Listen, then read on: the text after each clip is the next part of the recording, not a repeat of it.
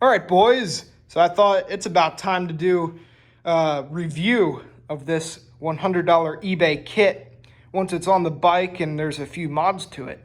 So, first thing I have to say is this engine is fantastic. Not only the engine, the entire kit is fantastic.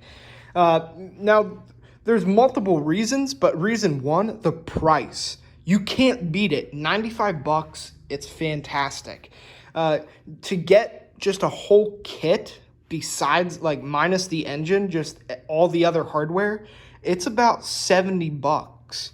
So if you buy everything, including the engine's 20 bucks. That's fantastic. By far the cheapest, but also the best value kit that you can buy.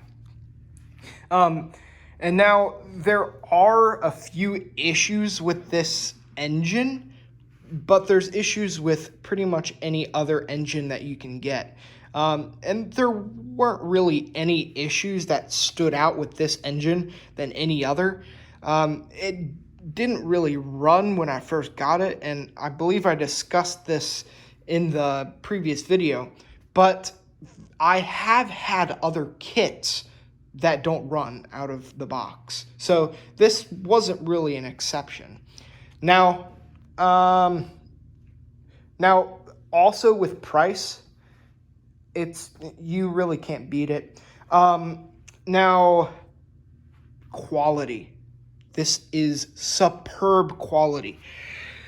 I tore this engine down off camera, looked at everything. The quality is simply fantastic, better than most any other kits I've ever seen, really. And it goes to show that these marketing strategies, BikeBerry, these are the same engines. This is actually a better engine than anything BikeBerry sells. Don't get that crap. And it's like half the price. This is the same engine as what bicycleengines.com sells. The Firestorm 80. This is the same engine, and it's $100 cheaper. So I recommend definitely getting this engine. So yes. Now, what modifications do you have to do to this specific engine to make it worthwhile? Now, this doesn't really apply to this specific engine, the $100 eBay kit, but it's a couple concerns that I've had when driving this thing, when riding it and whatnot. The clutch pads. These things are trash. Now, and I believe all of these 80cc engines, they come with, like, I don't know, retarded little clay pads. Now, the YD100 that I have comes with, like, their green cloth kind of pads, and they compress really easily, and there's no slipping whatsoever. These things, it's literally like taking a piece of gravel against cement. That's about how it feels when actuating this clutch. It's trash. So I recommend getting a cheap set of those green pads that are like cloth. So that's that's a must-do modification. The other mod, and I did kind of discuss this in the 5 necessary modification video, but the spark plug. This is an NGK BR6HS plug, and you really can't go wrong with this plug.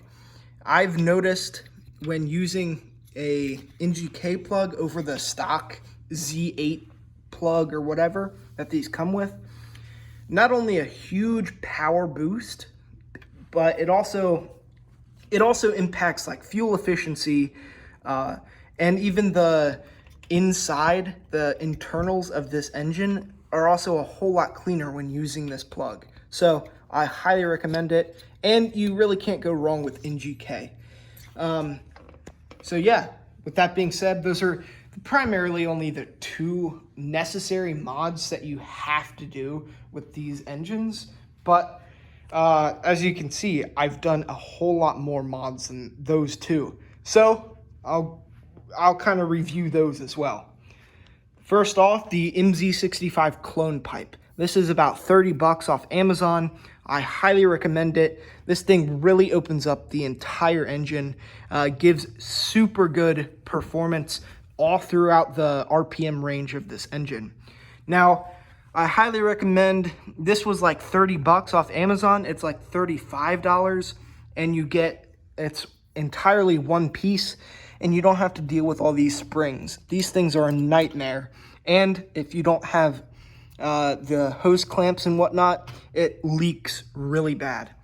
So there's that for you. And that's not a necessary mod. I mean, you can do it. It really helps, but whatever. Watch my 5 necessary motorized bike mod video to learn more about the pipes. This silencer I also use. It works fantastic. It really quiets down the exhaust, but it keeps the 2-stroke sound to it, which is really nice.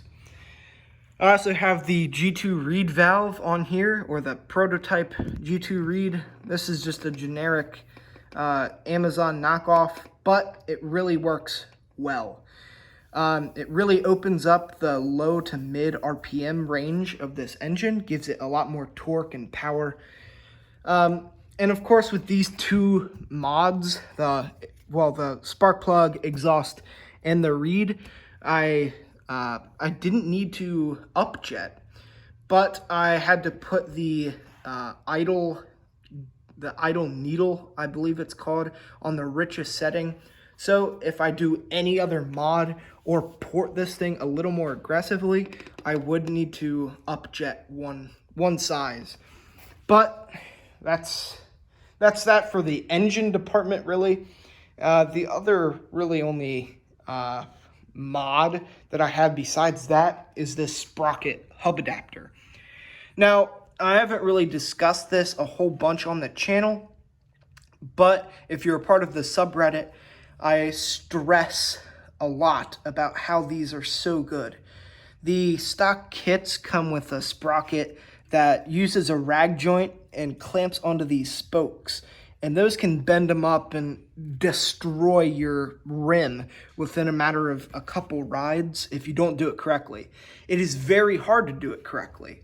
L.A. Hover did a video on it, and I still don't really understand it entirely. But, yeah. Now, this hub adapter, it's literally 15 bucks. It doesn't slip at all. And it's 15 bucks, and it even uses the stock sprocket that comes with these motorized bike kits. So you're only paying for the adapter. You're not paying. Now these are the 3-point, and those use a special sprocket, and those slip. They're expensive, they slip, and you need to use a separate sprocket. So I highly recommend not going with these, and instead going with these bad boys. So with that being said, hopefully that's a satisfactory review for you guys. If I was missing something, or if you want anything in more detail, please let me know. And I'm hopefully gonna do a few rides on this thing to show you guys firsthand the performance that this thing has. But that's for a later video. So hope you guys enjoyed this one, and I'll see you guys in the next video.